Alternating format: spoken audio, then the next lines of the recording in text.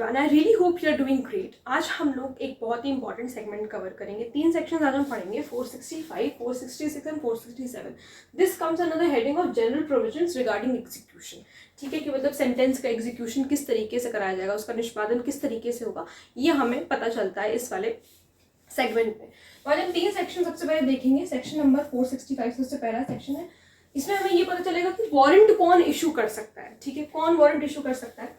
तो कह रहा है every warrant for the execution of a sentence में बी इशूड, या तो जज इशू करेंगे या फिर मजिस्ट्रेट इशू करेंगे जिन्होंने सेंटेंस पास करी है, या फिर उनके सक्सेसर इन ऑफिस। यानी कि अगर मान लीजिए जिन जज या मजिस्ट्रेट ने सेंटेंस पास करी थी उनका ट्रांसफर हो गया और एग्जीक्यूशन अभी सेंटेंस का नहीं हो पाया, तो जो भी उनकी जगह पर आया होगा, जो भी जज या मजिस्ट्रेट उनकी जगह पर आए होंगे, जो भी उनका सक्सेसर होगा, वो यहाँ पर कर देगा, या एग्जीक्यूशन वो यहाँ पर कर सकते हो। तो यहाँ पर आप ट्रांसफर लिख सकते हो समझने के लिए, हालांकि पता होता है सक्सेसर इन ऑफिस क्या होता है। फिर उसके बाद 466 सेक्शन क्या कह रहा है, सेंटेंस ऑन एस्केप्ड कॉन्विक्ट। ध्यान रखो, ये एस्केप्ड कॉन्विक्ट की बात कर रहा है, अक्यूज्ड की बात नहीं कर रहा।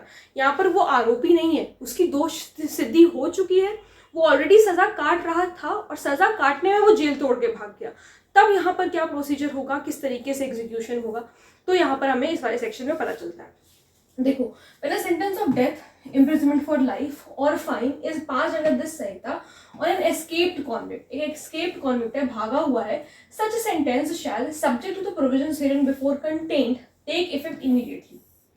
तुरंत ही जो है वहां पर immediately, जैसे ही वो मिलेगा immediately इफेक्ट में आ जाएगी सेंटेंस। यही कह रहा है कि अगर सेंटेंस ऑफ डेथ या imprisonment for life है और फाइन है, imprisonment for life है, क्या है, डेथ, लाइफ इम्प्रिजनमेंट या fine is passed under this Sanhita किसी एस्केप्ड कॉन्विक्ट के ऊपर, तो वो सेंटेंस तुरंत ही इफेक्ट में आ जाएगी। ठीक है, तुरंत ही उसका एग्जीक्यूशन होगा। सब सेक्शन 2 देखो क्या कह रहा है, when a sentence of imprisonment for a term.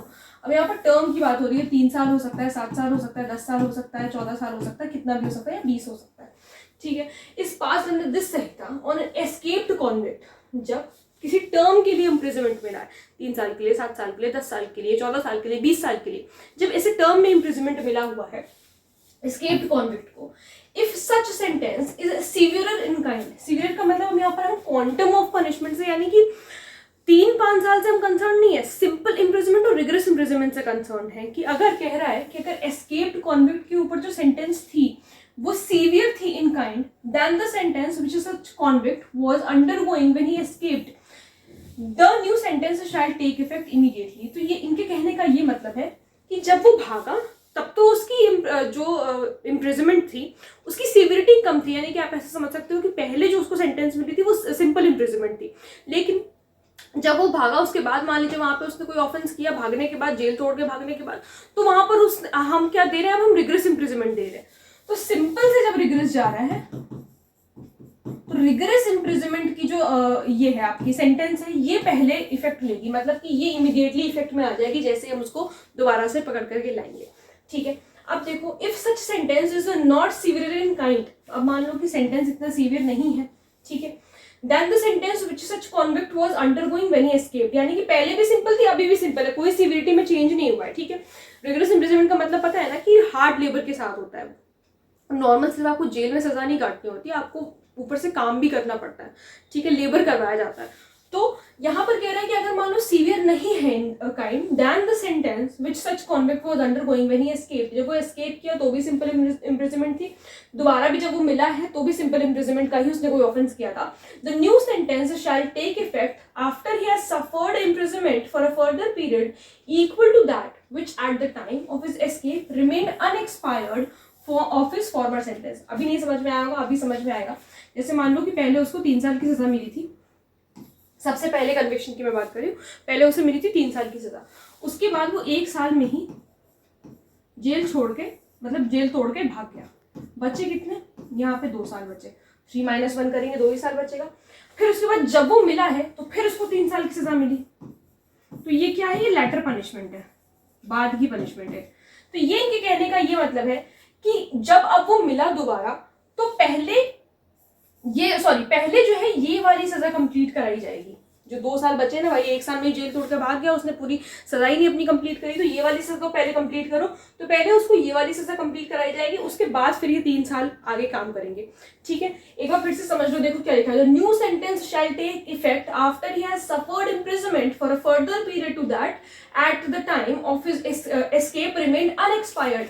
भाई जो 2 साल माइनस कर रहे हैं, ये तो अनएक्सपायर्ड रहा ना, ये सजा तो उसने काटी नहीं, तो ये तो यही कह रहा है ना कि न्यू सेंटेंस तभी इफेक्ट में आएगा, यानी कि ये जो दोबारा 3 साल वाली ये जो न्यू सेंटेंस है, ये तभी इफेक्ट में आएगी जब ये वाली कंप्लीट हो जाएगी। जब वो ये 2 साल कंप्लीट करेगा, फिर उसको 3 साल की सजा और दी जाएगी। ठीक है, अब देखो सबसेक्शन 3 क्या कह रहा है, for the purpose of subsection 2 a sentence of rigorous imprisonment shall be deemed to be, वही मैंने आपको बताया कि रिगरस इम्प्रिजनमेंट को हम सीवियर मानेंगे than simple imprisonment. Obviously quantum of punishment से हम यहाँ कंसर्न नहीं है कि पहले 3 साल की मिली फिर 7 साल का वो ऑफेंस करके आया, उससे हमें कोई फर्क नहीं पड़ता। नेचर क्या है पनिशमेंट का, पहले सिंपल थी फिर रिग्रेस हुई, या रिग्रेस थी सिंपल, इस तरीके से ये हमें फर्क पड़ता है। ठीक है, अब आओ 467 पर, कह रहा है sentence on offender already sentenced for another offence. Sentence on offender जिसको हम ऑलरेडी सेंटेंस कर चुके किसी दूसरे ऑफेंस के लिए। सबसेक्शन 1 देखो, when a person already undergoing a sentence of imprisonment, कोई बंदा है जो कि ऑलरेडी अंडरगो कर रहा है imprisonment का sentence, is sentenced on a subsequent conviction to imprisonment or imprisonment for life, कोई मतलब कोई टर्म की imprisonment मिली है चाहे लाइफ imprisonment मिली है, such imprisonment or imprisonment for life shall commence at the expiration of the imprisonment to which he has been previously sentenced। Same वही मामला है यहाँ पर भी कि पहले जो पहले प्रीवियस सेंटेंस है उसको आप कंप्लीट करो, उसके बाद आपकी नई वाली जो सजा है वो शुरू होगी। ठीक है, अनलेस द कोर्ट डायरेक्ट, हाँ अगर कोर्ट ये डायरेक्ट कर दे that the subsequent sentence run concurrently, concurrently का मतलब होता है कि एक साथ, अगर कोर्ट ये कह रहा है कि आपकी सजा एक साथ चलेगी तो सजा एक साथ चलेगी, नहीं तो पहले जो अनएक्सपायर्ड वाली है, जो प्रीवियसली जो आपने नहीं पूरी करी, पहले आप वो पूरा करो, उसके बाद फिर नई वाली इफेक्ट में आएगी।